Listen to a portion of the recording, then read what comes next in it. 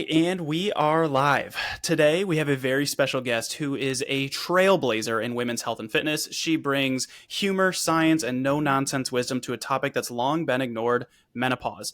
Amanda Thebe is a fitness and women's health expert with nearly 30 years in the industry. She is an Amazon best-selling author of the book Menopocalypse, How I Learned to Thrive During Menopause and How You Can Too, and Canada's first workplace menopause educator. She's also a green belt in karate, so do not mess with her. She's made it her mission to change the conversation around menopause, helping women take control of their health while guiding major organizations from emergency services to corporate businesses on how to better support their female workforce. Her work has been featured in Oprah, Shape, Prevention, CBC Radio, Global News Canada, and more. And recently, she took to the TEDx stage with her powerful talk, Should Men Talk About Menopause? And good news for all my listeners, that is a resounding yes. We should talk about menopause to break through the stigma. Amanda's here today to break through the myths, share the realities, and most importantly, help us all understand how to thrive, not just survive during menopause. Amanda Thebe, welcome to the show. Yay! Thank you for having me. We've been meaning to do this for a while. Yeah. It's so great. I was asking Alex before the show started, how do you say your name? Because we both have names that people just mess up all the time. Yeah. I've been called Thebe, which is really? almost like your name. Almost like mine. Yeah. Teamy. Yeah. So, and it's just Thebe. I mean, I honestly, that one was easy for me. Well, actually, it's a French name. My grandparents were French, and it's Thebe.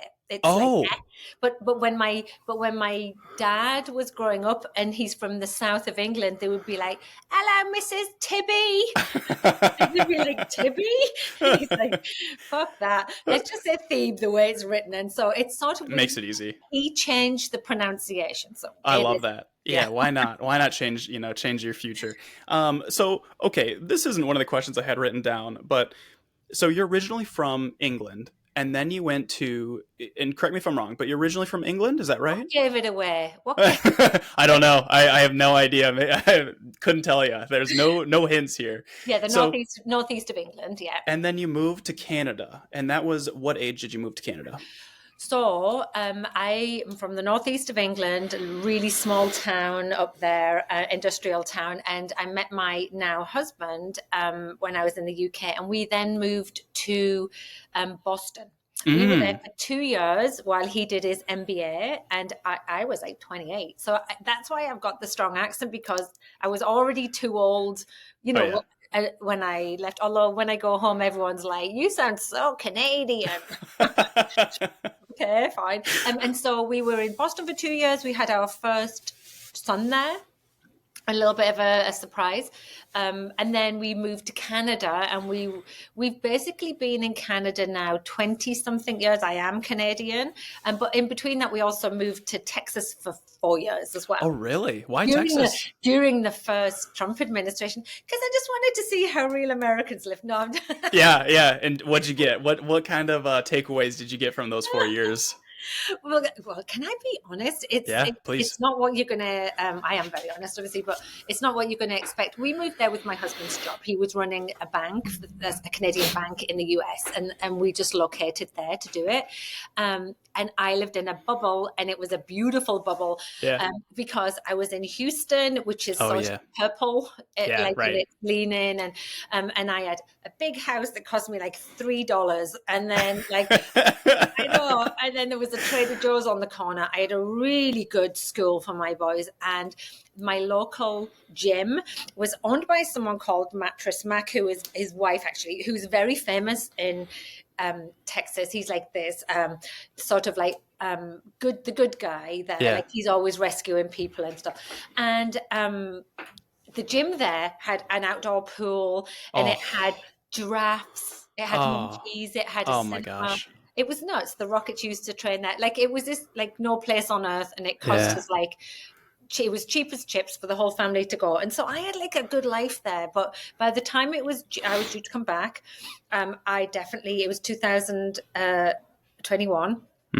The 2 weeks before, I remember waking up in bed crying, going, trans rights, women's rights, the gun ownership, voter suppression. I actually was getting to the point where I was like, even I can't ignore this anymore. Right? It's intense. Yeah. And then that was a walk in the park, really. compared to Yeah. what's happening now.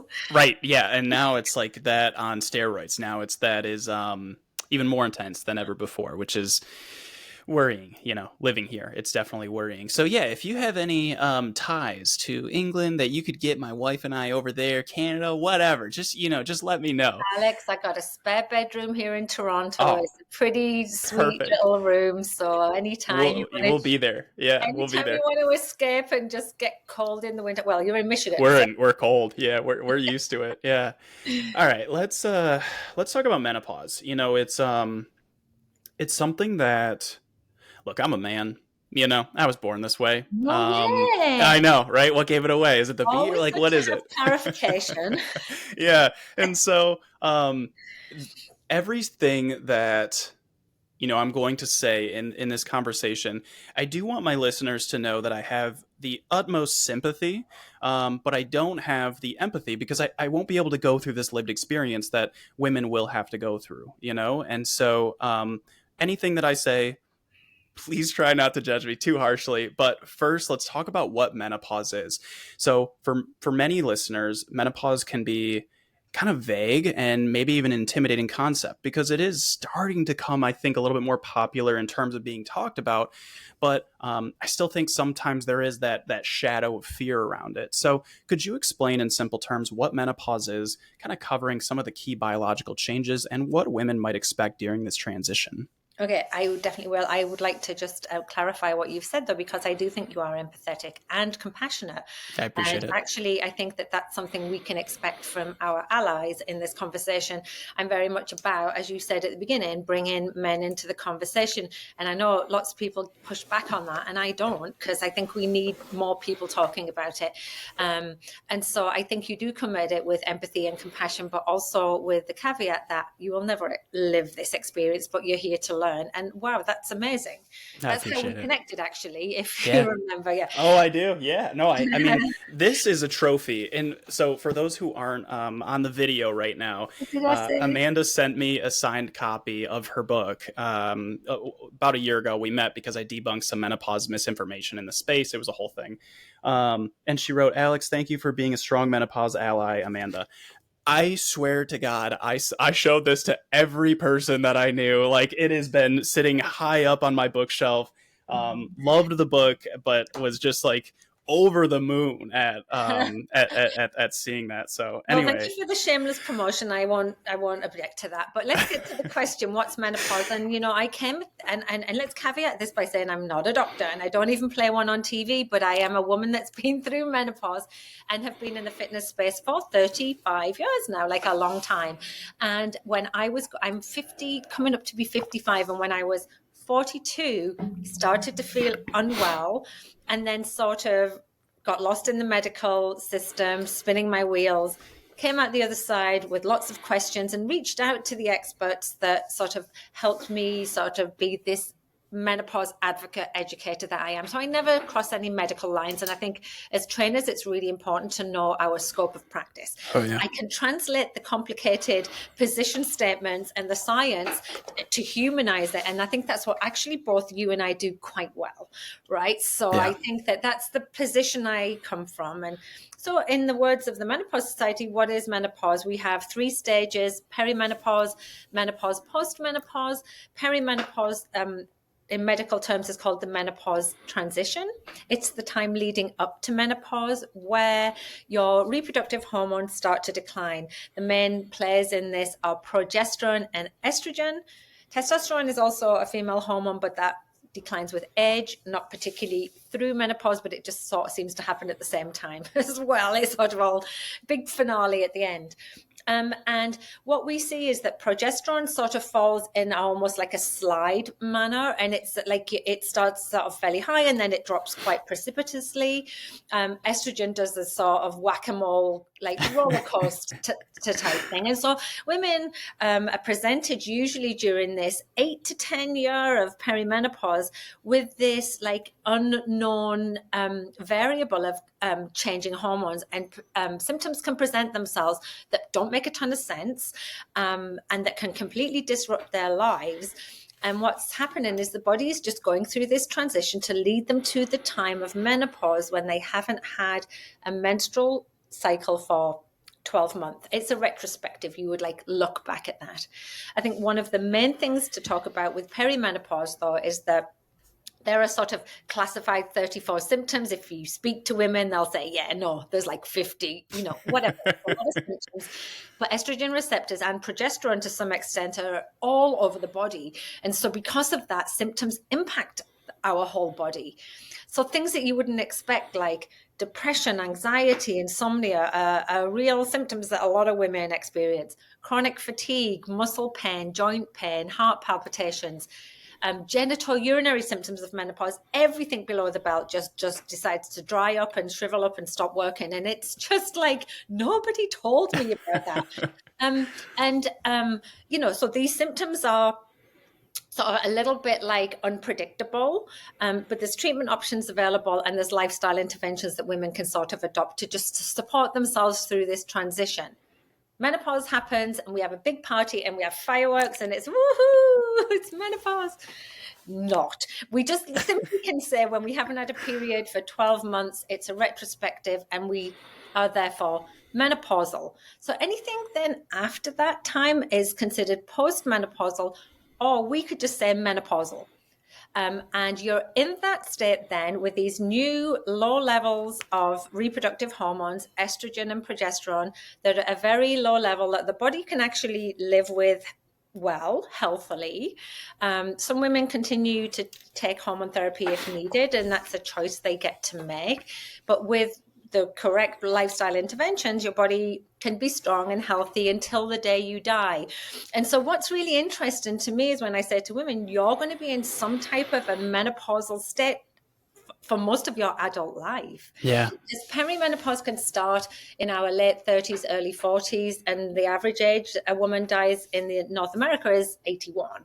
Yeah. That's about 40, 50 years of like some type of menopausal state. And then just to finish off with postmenopause sees us in this new sort of phase of our lives where a lot of the symptoms tend to sort of die down or disappear. If women continue to have symptoms in the 3 to 5 years following, get it checked out. It might not be menopause, always stay on top of your health. But you're then at higher risk of some of the diseases and the health conditions that impact women, and ultimately are sort of our biggest killers, and that are usually or statistically able to be managed with lifestyle interventions. Cardiovascular disease being the obvious one to talk about. 80% of the risk can be reduced by exercise and, balanced nutrition.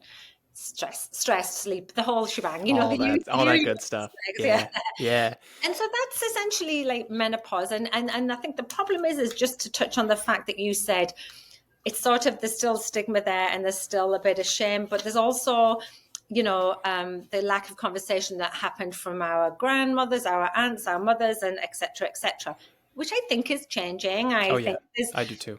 Yeah. But because, getting down to the specifics and the nitty gritty, sometimes it can be hard to find that information. Yeah, absolutely. And reliable sources of information, which is something that I'm going to talk about later in this episode, is like trying to find out what's more accurate, what's less accurate, what is the grain of truth that's kind of sprinkled in some BS, things like that. So we'll talk about that a little bit later. But first I want to talk about your, if you don't mind getting into it, you had mentioned in your book, you spent about 1.5 years searching for answers for your symptoms. You were experiencing this myriad of symptoms, and you went through all these different doctors, all these different tests, trying to figure out what was going on because, with your business Fit and Chips, like you were thriving, you were doing great, you were crushing the workouts. And all it took after the 1.5 years was a 5-minute visit with your gynecologist to understand and get the relief that you were looking for. Maybe not in terms of like the exact treatments that you needed or, but you had an answer, you had something to kind of hold on to. So how can a better understanding of menopause empower women to advocate for themselves rather than fearing this stage of life? I'm definitely about leaning in. You can't fight the inevitable. And in fact, let's think about it. Every single woman, if she lives long enough, will go through menopause. It's a part of our rite of passage. And so you can't deny it happening, and you certainly don't want to stop it happening. but it can be a really tumultuous time for women, and it can be very challenging. 25% of women will have symptoms severe enough it impacts their quality of life. I definitely fell into that category. 75% of women will have at least 7 symptoms. So, it's not just a walk in the park for most women. For me, that whole situation was literally lack of education. And that's when I think when I talk, I have quite a large community and a detailed community on Facebook, where women talk about this all the time. And it's like, is this perimenopause? Could this be menopause? We're not quite sure. And I think that for me, when the doctor said, hey, I see that you've got migraines with aura, looks like you're struggling with depression, this is likely perimenopause and I can help you. And I think I said, what the fuck is perimenopause, right? I don't know if this is a bleep, you might have to bleep me out. No, please, explicit. I always mark every single episode as explicit, so please, let them fly. You've opened that door for me now. Oh, please, go for it. And I just was at first relieved going, oh, I don't have a brain tumor. Because I had 2 years not feeling, recognizing myself. And then madness going, why the hell didn't I know about this? And if I don't know about this as someone who's supposed to understand human physiology like we do, how are other women supposed to? And so I started putting the question out there to women saying, do you know about this? Do you know what can happen? And so that's why I wrote the book, and I do podcasts and stuff like this and talks, because I just think if women have even just the basics, if they know that during their 40s they might experience some things that look sort of like this, chances are it's going to be perimenopause. And there are treatment options available to them. There are educational tools available to them. And the minute that you do that for women, you create agency. Right? And you don't have agency when you've got an 8-minute appointment where you go in and you don't get heard and you get dismissed because doctors do not get training in menopause. And this is not a slight on doctors, because every single doctor I saw was super helpful. And we hear this a lot, but they don't know what they don't know. So if you can go in and you can lead the conversation, rather than saying, I have depression and then being given antidepressants, or my joints ache, and you get treated for that. If you can monitor your symptoms, if you can have an understanding so you can actually go in and have a valid conversation, your experience should be completely different. Now, I know that that's a moving target because, we all have different experiences in the medical community. But for me, that's the answer to everything. And it's the same in anything we talk about, Alex, in fitness and nutrition and anything. If you have an understanding of what's expected, then you can make informed choice. To me, it's like, it's that simple. Yeah, absolutely. Yeah, no, information is definitely the key to it. And I 100% agree with what you said. When we have these short visits with doctors, it can feel like almost like word vomit sometimes when we're experiencing all these different symptoms. I say we as if I've gone through menopause, but just like anybody who's gone through any kind of medical, mystery where they're not exactly sure what's going on. It's like word vomit on all these symptoms. And that doctor, no disrespect to them, but they might fixate on one thing rather than trying to get the whole scope, because it is a limited time. They don't get to see every single bit of it. So I think arming yourself with knowledge, you nailed it. And actually there is a section on that we'll talk about in a minute. But before we get into that, this was one of my favorite passages in the book, and it came early on. One of the key messages that you write about is that menopause is not one size fits all. It's so different for every single woman. And you wrote, and I quote, "Nobody but you can truly appreciate what it feels like in your body. Sure, you'll get nodding heads from your fellow menopausing witches. We are, after all, in this coven together. Yet you alone get to experience your very own Menopocalypse hell." That is incredible. I mean, that was just... I'm amazing. No, it was great. With my menopause brain, I've forgotten I'd written. I laughed out loud at that. And so with that, how do we help women? And I think I already know the answer. It's probably education, but I don't want to get too ahead of it. How do we help women understand the signs and symptoms of menopause, given how unique it is for each person? Yeah, it's a really great question. And so, yeah, of course, it's education, but you've nailed it on its head when we say that this is a shared experience, but completely unique to every woman. And you're a guy that coaches a lot of people, so you will hear these women talking about it, and you'll go, "Oh, I sort of recognize that because so and so sort of mentioned something similar," but it's never going to be exactly the same, right?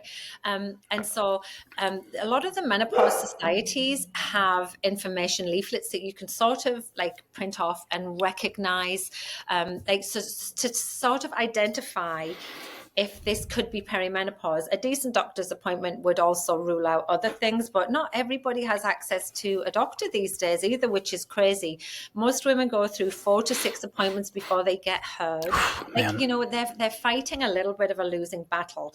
In Canada, the Canadian Menopause Society has a pocket guide that sort of explains what the symptoms are and how they may show up, and then how you can then sort of approach your doctor sort of and say, I'm experiencing this. Can we talk about the fact that this might be menopause? And so talking to your friends, to me, is super important. Community has been one of the biggest wins for me in menopause. I'm a huge proponent of it, mainly because women feel very invisible and isolated. Yeah. So have this conversation. That's how women find doctors. They'll go, "Oh, well, if you're in Toronto, then I've been going to this doctor and they listen to me." And so there's lots of different sort of anecdotal things happening in a community that's very, very powerful. It's like the church hall. It's like the kitchen table. It's like having these conversations just on a different medium. Go to the Menopause Society. On my website, amandathebe.com, I've got a list of all of the resources from the Menopause Societies.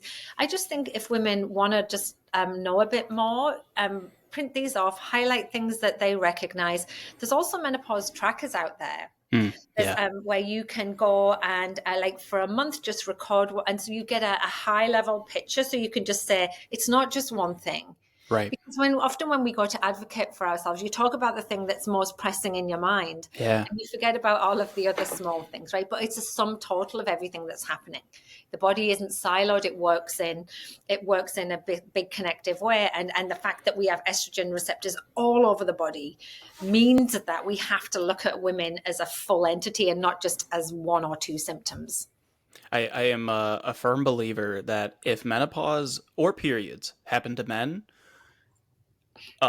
we would have it figured out. We would have commercials about it. Like, it would be like front ED. page. Yeah, literally. Yes. Like, exactly like ED. Yeah. And so I think it's, women just have been, underrepresented for too long, especially with medical diagnoses and things like that. And menopause, what's crazy, it's not like this is something where, this happens to 20% of women, which would still be a massive number of women, right?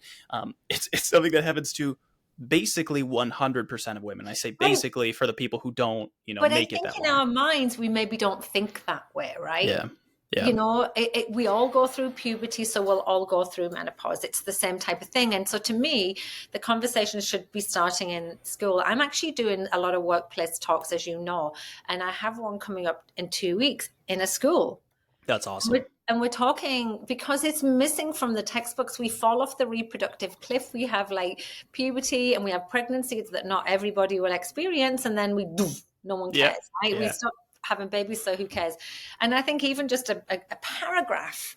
Yeah, right. Yeah, just something. Something. And so, and here's the thing. I don't think the next generation are going to stand for this crap, because we've moved the conversation about our menstruation into the pub. It's talked about. Yeah. And nobody goes, "Ooh, blood. Ooh, that's so gross." Now we're just like, yeah, whatever. Women have to have periods. It's a fact. Get over it.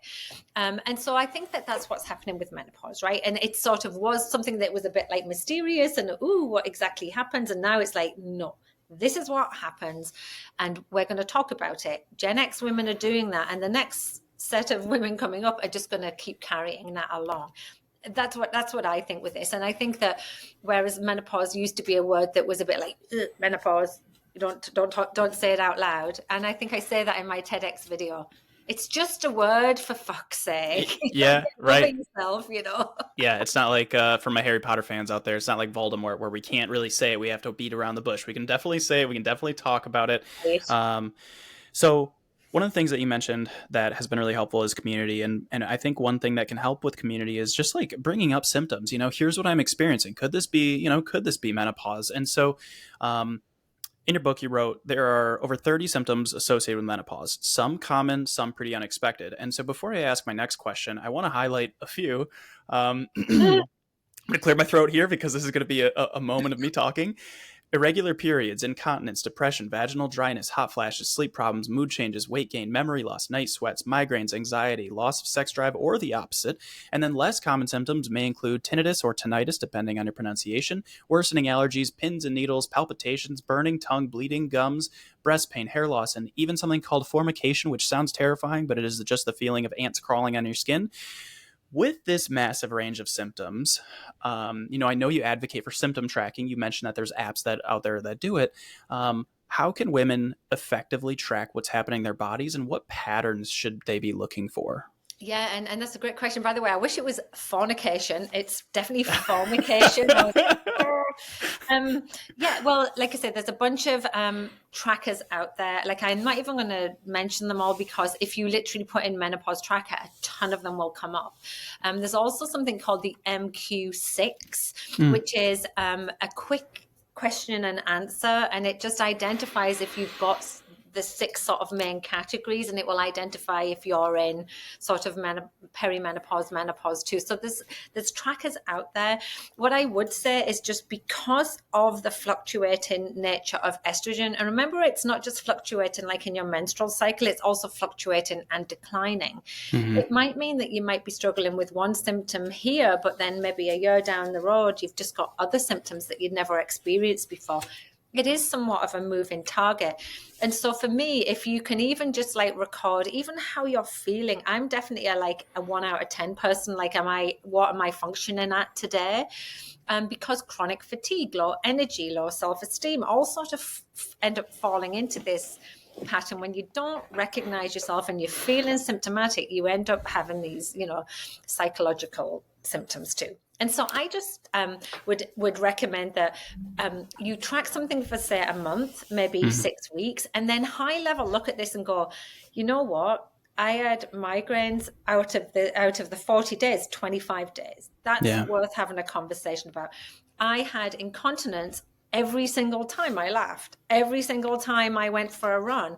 That's not typical. Why is that happening? I'm having painful sex every time I have sex, which was once in 40 days. Go in and just say it. And so gather your own data. I sort of akin it to being your own best body detective. Oh, love that. And I think that that's the way you've got to approach this. There is data out there. I mean, I try and put it in my book as well, but there's other books out there too. But like try and just gather a high level picture so you can say, oh God, I'm not going crazy. There's literally something happening that I don't recognize in myself. I deserve to have a valid conversation if you're looking for treatment. And just to add to that, when I was in Texas, had very good healthcare just because of my husband's position in his company. Went to see my doctor, wanted to have hormone therapy for my symptoms that I was experiencing. He fought me, said he did, and he was very young, and I was expecting a different reaction. He fought me and said there was absolutely no way, it wasn't necessary. Wow. Because I wasn't in full menopause yet. I was in perimenopause. Interesting. That's incorrect. Yeah. He then eventually prescribed me Premarin, which is the older version of hormone therapy, and I was wanting a different transdermal, a different delivery method. He didn't want to do that either. He then refused to give me a progesterone, which you need if you're taking estrogen to protect your uterus. And so in the end, I never lost my cool with him. And I just said, listen, can you do me a referral to a women's health clinic? This isn't working. I got home, and that evening there was an email from the doctor saying, I just want to apologize because it's the first time someone's ever come in and been so specific and challenged me. And I went to the recommended guidelines and I was wrong and you were right. Wow. And I will completely change the way I approach this now. And so it's not all for naught, right? Like, I think that we're in this together, we're learning on the job, and the doctor didn't know what I was asking him. He was like, you're really sort of confusing me here. Why are you pushing and pushing me? And it's because I literally went into that way more informed than him. And I just come back to that every time. If you know your body and you know what's happening, you can then have a valid conversation about it. Well, kudos to that doctor. Kudos to you Yes. for, being able to inform that doctor. But it's really cool being able to. One of the things I love most is when people change their minds on things when presented with new information. Like, I just think we should all be open to that. I don't think this is necessarily a hot take or anything like that. I think it should be pretty well. But there are a lot of people out there that they will stick their heads in the mud, and just say, nah, no, this is the way it's been. This is what I learned in the first place. And so this is the way I'm going to stick with it. And I think the people who are open to, being presented with new information and changing their opinions, I think that's always very respectable. Now, for the people that are listening who are like, oh, maybe I have some of these symptoms, I've been tracking my symptoms now for, let's say, a month. Like, they listen to this podcast, listen to, anything that you've done. They start tracking their symptoms for a month, 40 days, roughly. Would you say 1 month in, if they see like recurring symptoms or, a number of symptoms at 1 month, should they go in? And then if they do at 1 month or whatever timeline you recommend, should they talk to a primary care physician? Should they talk to a gynecologist? Who would be the right method of contact here? Great question. And there isn't any recommended guidelines of how long you have a symptom before you go in. It's just recognizing that you have symptoms. Essentially, no woman should suffer through this time, right? I only said a month to 6 weeks because usually it takes that long to sort of recognize and gather the information, But if it's 2 weeks of absolute health for you and you're very clear about what you want to talk about, go for it. Like, seize the day. But I just think, to me, be more prepared when you go into these conversations. Your primary caregiver will not have had any menopause training in medical school. Your OBGYN likely didn't get any menopause training in medical school unless they opted in to do it. The ones that you want to speak to are the people that have taken menopause training as an adjunct, as an additional type of medical training. And that's really frustrating for many women because, it's not a disease, and that's why it's probably not taught, right? Most OBGYNs will have most training in obstetrics, which makes sense as well, right? So it's sort of a little bit of a forgotten part of medicine. And the reason it's frustrating is because there are valid treatment options available to women if they're struggling, that are hormonal and non-hormonal, that women would get relief from. What is interesting, though, and I would suggest this, if you've got healthcare, then, going to your primary care provider, asking if they're able to help you with menopause is the first thing. And then if they can't, ask for a referral. You can find out if there's a menopause provider near you by going to menopause.org, which is the North American Menopause Society. It's changed its name now. It's just called the Menopause Society, and see if there's a local provider near you. But, again, you don't know what you're getting with those. Anyone can do that. You get good and bad doctors and etc. But it's one place to start. If you don't have health insurance, maybe you could go to a Planned Parenthood. They actually do, if there's one open near you. We won't go down that conversation. But, they can do hormone therapy too. Also, I think a lot of the time medicine is needed to be looked at through a different lens, and there's a lot of telemedicine options available. There's a lot of really crappy ones out there too. Like, one of the ones I particularly like because of the ethical stance they take, they only use menopause trained providers, and they also have insurance, and that's Gennev. That's a good option. That's GENNEV. And these are people that are trained to listen to you and to be able to provide a consultation and then follow up. And usually when you go on any type of treatment, you need follow up. And that's in the USA. In Canada, if you've got listeners in Canada, there's similar options. But the Menopause Society does have this directory, and that's definitely a place to sort of try. But like I said before, 4 to 6 appointments women are having before they get heard. Wild. Right? Yeah, that's just wild. Ring to your friends and say, where did you go? Who did you get treatment from? So, speaking of treatment options, hormone therapy. I know we touched on it previously, and so let's talk about that because it's often a hot topic when it comes to managing menopause symptoms. And I think a lot of this, one thing I've learned recently is why it's been a hot topic. And are you familiar with Dr. Lauren Colenso Semple? She's a writer she's a researcher in the McMaster. is what's that? Is she the researcher from McMaster? I'm not sure. I And think so. Let me. Anyways, she writes for Mass, and they used to be called Monthly Application in Strength Sport, but now I don't know. They might be like rebranding a little bit. Anyways, she is brilliant, and she wrote a long article about why there was this fear around hormone therapy for a little while. yeah. And it was because this large there was a trial going on, and one of the wings in the trial saw an increased rate of, I believe it was breast cancer, but there were not confounding variables taken care of, and the authors even came out and were like, hey, like, no, this is not an accurate takeaway because confounding variables, which are so important to consider, were not accounted for. So anyways, that was a phenomenal article written by her. And so anyways, all that to be said, I think that is what maybe partially started this fear against hormone therapy. It didn't partially started. It was the reason. That was the main reason. And the confounding elements that you're speaking about were that when you're monitoring someone on hormone therapy, chances are their treatment needs to start in perimenopause because that's when women are more symptomatic. In a 3 to 5 year window following menopause, symptoms tend to die down. Most of the women who were within this trial were already postmenopausal.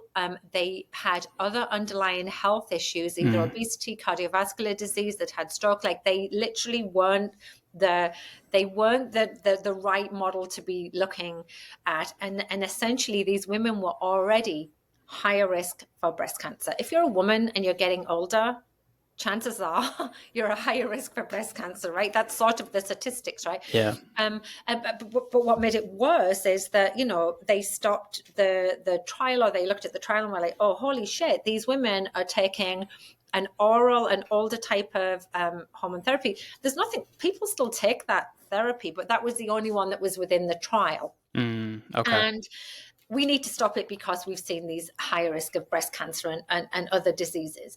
And it made the New York Times headlines, right? Yeah. And at the time, there'd been this really misogynistic approach to hormone therapy, right? It was recognized that it was a treatment option, but it was also pushed as being something. I mean, we're talking like in the 60s, late 50s, 60s, where women were in the home, right? And they needed to be more appropriate around their husband, to be younger and stuff. And it was sort of sold as like being feminine forever. And so there was a high uptake at the time of hormone therapy, like really high. And then it just stopped. Doctors were like, we're not going to, litigation, like alarm bells were going off. We're definitely not going to prescribe this.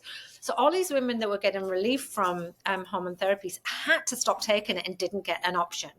And Crazy. so in the meantime, all of these private clinics opened up and started selling compounded hormones, which are the ones that aren't FDA regulated. The science community don't back them because there's too many variables about safety, etc. And high doses, low doses, you just don't know what you're taking. I always say they could be mixed with mouse poo and sawdust. You just don't know what's in them. Don't quote me on that. But then, then there was pushback, then there was more data came out, and then there was new preparations like the transdermal, which doesn't go into the bloodstream through the liver, right? So it just goes straight into the large organ of the skin. And so, but there was still fear sat there, and it was the fear actually, it was mainly with the doctors who were like, I'm just not prepared to prescribe this. It's dangerous. It can cause breast cancer. And that's largely been overturned now. And people like Lauren, I'd love to read that paper. I might have read it. Who knows? My brain. I left my brain in the fridge with my remote control. But like there's people, lots of advocates like myself who are sort of saying, all of the menopause societies, all of the medical societies are saying that this is the first line safe treatment for some of the symptoms of menopause. Not all of them, but some of them. Right. And so hormone therapy should be something that you're offered, or you should at least have a conversation with your medical provider, where they'll look at your risk factors, look at your candidacy. Are you somebody who is high risk and could never take it? Or are you the perfect candidate that should at least give it a shot and see if it helps you? Right. And so that is a valid conversation that wasn't happening. And it's happening now with these menopause providers. So I think that if you're a woman who's suffering, you should at least have the conversation. But not everybody can take it, should take it, or, you know, there's contraindications. Not every woman does well on it. I tried it. The worst experience, it made me suicidal. I have a hormone sensitivity. I tried it for 5 years, actually, during the time of writing that book, and ultimately could never go on it, right? And that's fine. I worked out something else. There are non-hormonal treatment options. So if you're not a candidate, there's off-label things like venlafaxine and some anti-seizure medication that can really help control vasomotor symptoms, which are hot flashes, night sweats, cold sweats, that type of thing. There's also new medication out there that's specifically for like hot flashes. And then you might actually just get treated for your symptoms. Like, because I couldn't go on hormone therapy. I had the worst migraines. I ended up just going on migraine medication, and it helped me tremendously, right? So it's really about having this valid conversation, informed choice with your medical provider. But we need to remove the fear around hormone therapy. But on the other side of that, and I'm a huge mouthpiece for this, is that we now are in this situation where we have menopause influencers that are like celebrity doctors that are just like, hormone therapy, it cures all, it fixes Alzheimer's, it fixes osteoporosis, you'll live forever, your skin will be great, you'll never die. And it's just like, where to go and like pull the data and stretch it? And I know you want to go there, but it's almost gone too far the other way. Now, has that filtered down to women? Are too many women taking hormone therapy? I'm not saying that at all. But what I'm saying is that you can't cherry pick data and lie to women, right? Hormone therapy is good enough on its own with the data that it has, that you don't need to over promote it, because it works for almost all women who try it. Right. Yeah, it's like it's kind of like, I mean, this is a weird example and a little bit different, but maybe an analogy that a lot of my followers or podcast listeners especially are obviously lifting weights. That's a big part of, you know, the message that I put out there. And it's like if I, you know, said for somebody who's not lifting weights at all, hey, lifting weights is good for your bone mineral density, and it's good for muscle and strength and regulating blood sugar. These things are all true. But then if I took it a step further, that said, lifting weights is the key to immortality. Lifting weights will improve your life 150%. You know, it's like, and maybe that's true for some people, maybe it's not true for some people, but yeah, I think, you know, it's important to state the facts as they are clearly stated in the research, and not necessarily taking it that extra step, because then we muddy the message. We muddy the clarity. We need to be able to give women and men and just people in general, the facts that they deserve without, you know, taking it too far. And then what these influencers do, though, just to add on to that, if we go back to, say, hormone therapy, is they'll say, oh, but the guidelines are outdated. Oh, yeah. Women deserve more. Menopause is understudied. And I'm not saying that that isn't true, but the guidelines actually are completely up to date. And it's not just like some random woman in an office or man in an office going, yeah, well, I don't think they should have that. This is a team of researchers that go through every single piece of data that ever existed. Yep. They look at the quality of the data. They look at the size, if it's peer reviewed, et cetera, et cetera.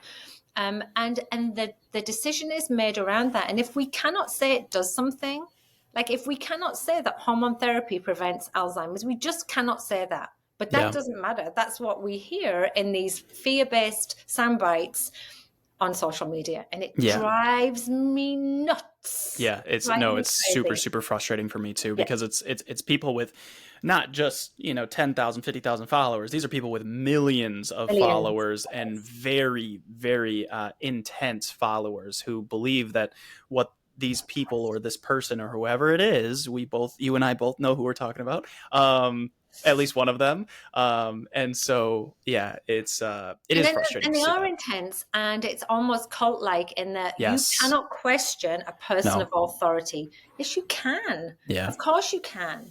And Right. you can have civil discourse and you can question things. You should be allowed to say, I don't understand the data behind this. Collagen's a great one, right? These menopause influencers are all taking collagen, whatever, let them. I don't care. They're all selling it.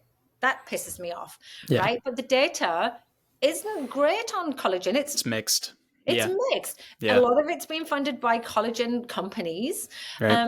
A lot of women will take it and say, but my hair and skin feels better. Great. We can work with anecdotes as well, but you can't definitively say that every woman should be taking it, which is what they're saying, right? Yeah. It's also, whenever people say like, oh, my hair, skin, and nails were feeling better, is it, so this is,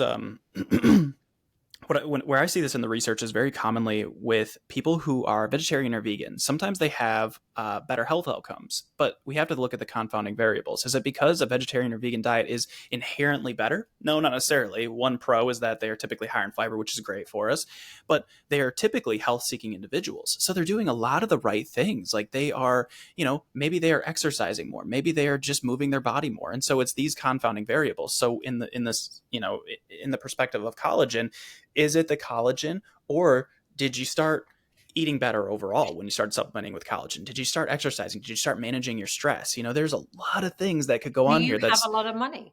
Yeah, do you have a lot of money? Yeah. Privilege plays into this conversation so much. When we talk about this and the socioeconomic determinants of health, this plays out. This is a privileged thing to do, right? Yeah, absolutely. Yeah. Collagen was actually, I did a worst 5 supplements episode and collagen was on there. And then I really, really went into the weeds on collagen. And I was like, okay, change my mind. It's not the worst. It's not in my worst supplements. It's okay. I'm split on it. I'm a bit split because there's some evidence about injury recovery and stuff but it's like, imagine taking the collagen and going, all I want it to do is go in my crow's feet and I want it to go into my scrotum neck. I don't need it to go anywhere else. Right. Yeah. And so it's by the way, you get scrotum neck when you go through menopause. I'm just saying. Yeah, so if anybody's listening to this and is like, well, should I take collagen? It's one of those things that's like, maybe. It's probably not going to be a big needle mover. Maybe it'll help. Maybe it won't. The research just is not definitive enough to say. Whereas something like the research on creatine, super, super, super clear. Helps muscle growth, helps, and maybe some mental stuff too. But that's still kind of in the air. Anyway, back to hormone therapy. What are some common concerns or misconceptions about hormone therapy, and how do you advise women to approach this decision along with their doctor? Yeah, I think we covered a little bit of that already. First of all, the science community are very definitive. Make sure you take regulated hormones. And regulated hormones would be FDA approved. I don't know why that's a bad word anymore. Health Canada approved. These are ones that if somebody was to go into the lab where these are made and take a sample, it would consistently be the same efficacy, safety, bioavailability. It would work the same every single time. If you take something that's unregulated, and these are often sold to women as like personalized hormones because we're going to mix this just specifically for you, that's a marketing sort of ploy and it's ridiculous because it's not covered by insurance. It's usually costing you hundreds and hundreds of dollars rather than tens of dollars for your treatment. And we just cannot guarantee safety, et cetera, on those. So that's the first thing. Try and stick with regulated hormones. There's things like pellets that women are getting inserted, and they get inserted into their butts and they're there for 3 months and they're uber high doses and they do not come out. Like, you're stuck with them, and if you have an adverse reaction, it's tough, right? So again, these are unregulated. So know that there are different options of hormone therapy that are available to you. So there are oral medications, and most doctors are trying to move away from those to bypass the liver. And if you're someone who's struggled with blood clots, you might still be a candidate for the transdermal type because of the lower risk. And the risk is something like 1 in 1,000. And it's statistically insignificant risk anyway. Transdermal just means it goes through your skin, and it can be a gel or a patch. And I think there's a spray in the UK too, but these are systemic. They go through your whole system. And so if you're someone who's struggling with a ton of symptoms, you might find relief because it actually does, impact your whole body. If you still have a uterus, or a womb, as we still call it in the UK, if you still have a uterus, estrogen is anabolic. It helps grow things, and it will increase the lining of your uterus. You must take a progesterone to counteract that growth of the uterus. If your doctor's given you estrogen only and you have a uterus, then that's not safe, and you may be at high risk of endometrial cancers. And so there's a doctor in the UK that's being called out for doing this. She's another one of these celebrity doctors with, a million followers or whatever. And, there's people are going to the general medical council about it. They're getting hurt. Please know that if you have estrogen, you need a progesterone to go with it. If you have a uterus, some women without a uterus might take progesterone because it can apparently help with anxiety and sleep. So that's a conversation to have with your doctor. The genital urinary syndrome of menopause is essentially anything to do with your urinary tract, your sexual function, and women will get increased UTIs, bacterial infections, painful sex, receding tissue, dryness. Oh my God, it goes on and on. Urinary or stress incontinence, or urge incontinence, or both, because all of the muscle and the tissue, the integrity in the pelvic floor starts to decline in menopause. And the one thing to know about this is that it's progressive. So it's not something that's going to just right itself. Whereas the body tends to find some type of equilibrium in postmenopause, the genital urinary syndrome of menopause tends to just get worse over time. And a lot of women ignore it until they're in their 60s. Like studies have shown they go in their 60s, and it's often a little bit too late. Get on top of that. Estrogen in a localized form is the best treatment for that. And even women who are contraindicated to systemic hormone therapy usually are candidates for that. Increased moisture. Imagine it's just your face only down there, like moisturizer, and also lubricant. And these things can help with the genital urinary syndrome of menopause. So you have localized and you have systemic. So we talked about hormone therapy. We talked about the options with that. And so let's talk about what people can do outside of hormone therapy. And, menopause it's not just this biological shift.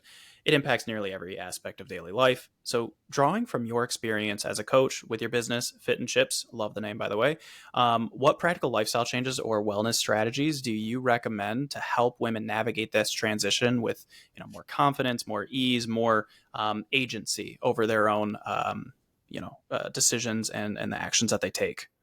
It's a good question. And it's interesting because I know when I was in the thick of it, the last thing I wanted to do was dig in deep with these lifestyle interventions. And we have to acknowledge that. You can't green smoothie your way out of a menopause, right? Like I went to this conference once and these yogis were like, well, I'll never have menopause symptoms. Yeah, okay, whatever. Come back in 20 years, darling. Right. But seriously though, so it can feel counterintuitive when you're lying on the sofa and you've got chronic fatigue and a migraine to go, oh, well, I'm supposed to exercise today. I'm supposed to manage my stress. Well, go fuck yourself. I can't. And so I think we have to acknowledge that in the moment, it might feel like it's not worth it. And so how I like to look at this is that, what you're doing is you're supporting your health, and you're also supporting, future health, bulletproofing ourselves or whatever. So it may not feel like it's making much of a difference in the moment, but we know as coaches, and we have to continue to beat this drum, that even if you have depression, we know that going out for a 10-minute walk is going to improve your mood. We have data on this, right? Yeah. And it might not feel like it in the moment, but we know that this continual showing up, even when you don't want to, is going to build these behavioral habits that will improve future health. So right in the moment, it might not feel like it makes a difference, but it does. But just say you're a woman going through perimenopause, and, you're feeling sort of okay, maybe a bit blah, and you feel like you can access some of these things. We know exercise is one of the best things that you can do. And women are talking about it more and more now. Like a lot of the coaches are talking about it more and more. And you don't need to do anything particularly special, but we do know we've got to take into account sarcopenia, right? That's already like in our peripheral as human beings. And then menopause increases the risk of osteoporosis and it accelerates sarcopenia slightly. And so think about going through perimenopause, knowing that there's going to be some degradation to your muscle and bone. It's not inevitable, but it's a risk. So what do you need to do about it? Well, exercise, right? So let's get you moving, because sarcopenia, as you have talked about, is inherently aging and being sedentary. So let's get you moving more. Don't hyper focus on what type of movement at the moment. Just move more. It'll improve your mental health, your physical health, emotional health, all of those things. And so that's sort of like, I'll say to women, even if you can't be bothered to exercise, get some steps in, just move, go and get some social connections, go for a walk with a coffee with your mate, like get started. But if we were to be specific about it, we have to encourage women to strength train. And good job I'm talking to a strength coach here. Because of so many reasons, there's so many benefits that we could do a whole episode about it. And I know you've spoken about them, but it may even relieve some of your symptoms, and it may relieve some of the symptoms because a lot of the symptoms are exacerbated by high stress. Yeah. Right. So if we think of the cascading thing, we're not sleeping, we've got high stress, blah, blah, blah. We need to manage our stress response. We need to eat some nutritious food. It'll all potentially help the symptoms feel better. I'm not saying if you do 20 squats, your hot flashes are going to go. It's not that simple, right? We're just sort of saying, what are the things you can armor yourself with? Taking the stress about your food away. Oh my God, this drives me crazy, this topic, because there's so many diets out there. Mary Claire Hare has started her career with a Galveston diet. It's a bag of shit. It's bad. It's bad. It's bad starvation, shitty science. Ugh. Yeah. Women don't get told the most basic nutritional information. That's the type of stuff that we talk about. Can we get women to increase their fiber, increase their protein, stop being scared of carbohydrates, maybe plan a little bit around the fun stuff and alcohol, like give them some real strategic things that give you food freedom, not food restriction, all of those things. And so cascading down that lifestyle interventions, managing stress, and calm down. Imagine saying that to a menopausal woman, you just need to calm down. Yeah, all you need to do is chill. There's a link between estrogen and our cortisol levels. Like a lot of women will say, I'm raging and I never raged before. Yeah. And if we're not managing our stress response as well as we did before, let's try and find some tools that will allow you to do that. Can you walk away? Take a deep breath, do some breathing exercises, go for that walk, like sit and have a coffee on your own just while you calm the fuck down type thing. Improving sleep hygiene. Insomnia is one of the worst symptoms in menopause. They think it's to do with falling progesterone, which is like sort of like a calming hormone. And so the shit you used to do, like doom scrolling at 3 a.m. or whatever, that's going to come back to bite you in such a massive way. Like, let's try some small things that can improve your sleep quality and time, etc. So like bundling all of these things together, going back to the fact that menopause is a shared experience, but completely unique to everyone. What are your pain points? Are you super stressed and not sleeping? We need to work on that, right? Do you want to start in strength training but have never done it before? Well, let's get you on a beginner's program doing that. Like let's stop scaring women and let's help them, like I said, lean into this time of their lives, knowing that it's not just potentially helping them in the moment, but future. It's the future. All the longevity conversations aside, because they frustrate me a little bit too, it really does help with our future health. We don't want to be going into the sort of last part of our lives being frail, scared, not feeling independent. All of these things will help with that. I love that you lay out an easy framework, and it's always easier said than done, right? But I Yes. 100% agree with what you said of it. It's like you need to find out what your obstacles are, what is the barrier from completing those obstacles. So if it's like sleep and stress, for example, okay, we need to target those things. Like, would it be great if you start exercising too? Yes, absolutely. But let's look at the big rocks first. Let's look at like the low hanging fruit for what, because if you start sleeping well, if you can improve your sleep, man, exercise becomes a lot easier. If you're lethargic and tired, like the odds of you being like, well, I'm exhausted, but you know what? I do have to go do my workout. The percentage likelihood of that does drop. So if we, so focus on what the big obstacles are, figure out what are the barriers to improve that. And then, then it becomes a hell of a lot easier to do everything else that, all the other things that you need to be doing in terms of lifestyle. But Alex, none of this is different from any other time of your life. And I think it's Right. really important to lean into that as well, because this time of our life is different. Our bodies respond differently. We feel differently. We act and we're emotionally different, but the science doesn't change around it. Maybe the application does, and how we inherently embed it into our lives. And so to me, this is when, as coaches, we can really, like any of the coaches listening to this, including the young 20-year-olds that always get shit talked about, like these micro habits that we can sort of give our clients and just say, we're going to work on 3 super small things this week, and they're teeny tiny things. And we're going to, you're literally just going to turn your phone off at 9:00. Just turn it off, right? And I want to make sure that you always have protein at lunchtime, because that's your shittiest meal. You always skip it. Like, give them 3 tiny things that are both achievable but impactful, because people don't appreciate how impactful they are. As coaches, we do. Yeah. Right. And we need them to show up and be consistent. One of the things might be loneliness and frustration. One of the habits might be, I want you to have social connections. You turn up and work out with me, but I also want you to meet a friend for a coffee once a week. Yeah. Like silly things, but they're not silly, right? Yeah. There are 2 things that come to mind that I've done for clients in the past. Is one who was like the doom scrolling, right before bed, and she would stay up late. I told her, I want you to charge your phone. I don't mind if it's in another room, but it cannot be in the same room, in a different room, but it cannot be next to your bedside. So I know you have a morning alarm. I'm very sorry about this, but you're going to need to get up and turn the alarm off. And her sleep, oh my gosh, immediately drastically better, because she didn't have her phone. She just goes into bed. She would got journal. an alarm clock because Oh, really? Yeah, it's so smart. Yeah.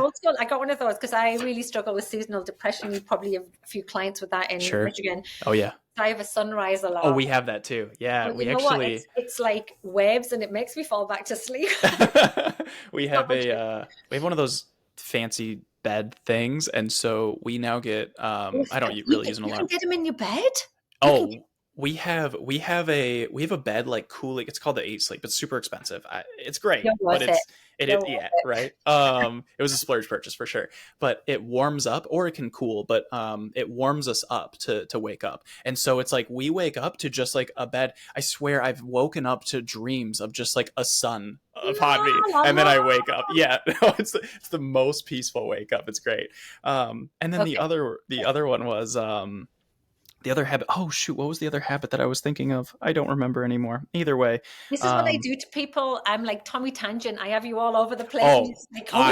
I'm so guilty of it too. Yeah, I could go down a million different routes. But the fact is, these micro habits work, right? Yes, we know you don't have to do big overhauls of anything. Right. And in fact, it's so much more productive for a woman in menopause to literally pare things back as little as they can, because then they don't get the overwhelm and then the feeling of being a failure. And it's always sort of there in the back of your mind anyway, because all of a sudden your body doesn't work like it did, doesn't look like it did before, etc. Yeah, the habit change, and lifestyle change really does come down to just like try to make the smallest changes possible, stick with them. If it doesn't work, kind of analyze why it didn't work, and then readjust. And okay, my last question. I know how are you doing on time? Or I just have one more question. We're grand. Awesome. All right, so I know we stated this at the beginning of the episode. I do need to reiterate it for anybody who skipped forward. I am a man, and I work with a lot of people a lot of women who are perimenopausal. What can men like me? I'm now 30, but I'm just past the 20-year-old white man that everybody talks about who doesn't know shit about shit, which I get. But what can men like me do to help perimenopausal women? First off, I need to be able to pronounce that correctly. Women in their lives, whether they're coaches, partners, colleagues, without mansplaining menopause or just generally sounding like a dick. Without knowing shit about shit. You sounded exactly. like Ruthie out of a... Yeah, I don't know shit about fuck. about shit or whatever. Yeah, whatever it is. Yeah. He's like my spirit animal. I did a TEDx about this. And I called it Should Men Talk About Menopause? And as you said at the beginning, yes, they should. And it was like, how, right? And I just like to answer this question with a little anecdotal story. My husband's given me permission to talk about this because he's super private. I went to that gynecologist. That gynecologist said, you're in perimenopause. I can help you. I see this all the time, blah, blah, blah. I go and meet my husband for lunch. And I sit there and he goes, is everything okay? And he looks really nervous. And I'm like, oh, sure, I've got depression and I've got migraines with aura. And apparently I'm in perimenopause, blah, blah, blah. And he went, oh my God, thank God for that. I thought you were going to leave me. And I went, what? And he went, well, you just have been so distant and you haven't been engaged. And I've been really worried about you. The kids have been really worried about you. And I sat there and I thought, I never thought about that because I never knew what was going on. So how on earth was he supposed to know what was going on? He clearly went to worst case scenario because I've disengaged. And I'm not blaming menopause for that, but I was so I don't know, I was just so obsessed with everything that was going on with my body, I couldn't function properly. And so it made me realize that when I was seeing people shitting all over men for talking about menopause, I was like, this is the wrong approach. We need men as allies. We need them because we have to be in this together because menopause affects everyone. You either are in it, you know someone who's in it, or you're going to know someone. Your wife, do you have a boy or a girl? You had a girl, didn't you? Boy, yeah. But we want more kids. And so, just having this open conversation, right? Yep. And I'm telling you, the next generation, they're going to run with this. It's great. And so I'm like, read the books, listen to the podcasts. When I do workplace talks, men come. Like, it's not like I've done them for the United Nations where half of the people who turned up were men. Awesome. And they were like, we had no idea. Yeah. And we're not asking to be fixed. Right. And that's what men want to do. And I'm not like stereotyping you, but I am. Like, it's within your innate nature to go, oh, it's broken. I'm all over this. I can fix this. I can like get a hammer and nail and some WD-40 and duct tape and it's all going to be fixed. And we're not asking for that. Put your WD-40 away. Well, it could come in handy actually. Oh, squeaky doors. No, I have two jars of WD-40. I got duct tape. I got super glue. You're an engineer basically. Yeah, exactly.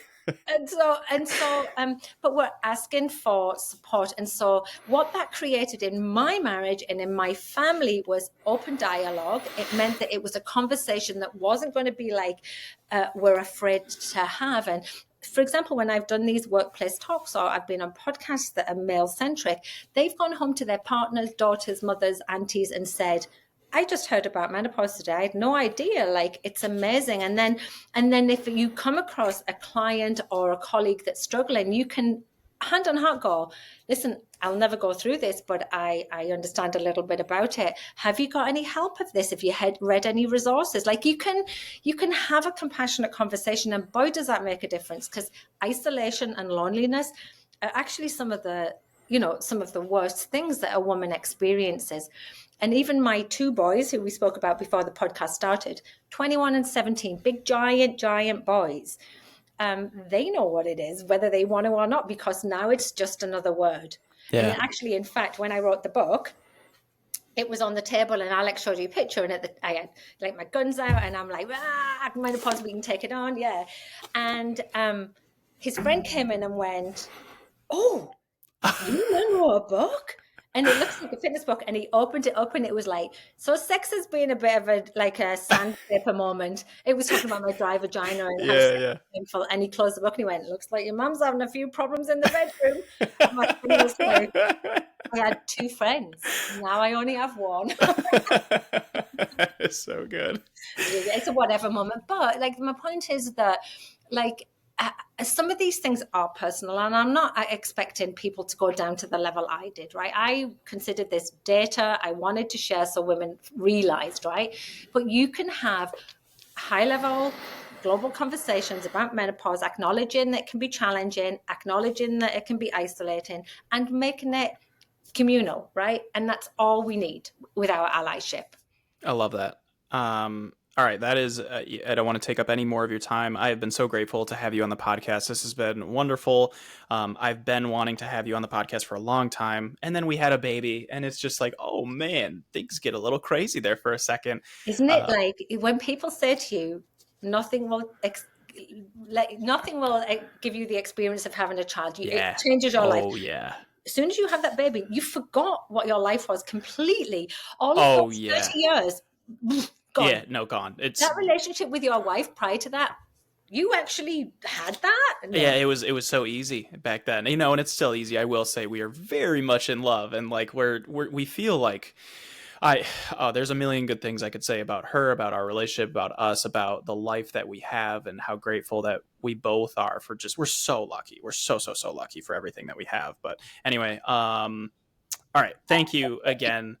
Thank you again for everything. You know, for those who want to learn more about your work, where can they find you? You know, first I will again plug your book, Menopocalypse. This was a phenomenal read. It was, look, I read a lot of nonfiction. And so this is another nonfiction book, but this was one that is a genuine page turner because of your writing style, because of your, it's like talking to me.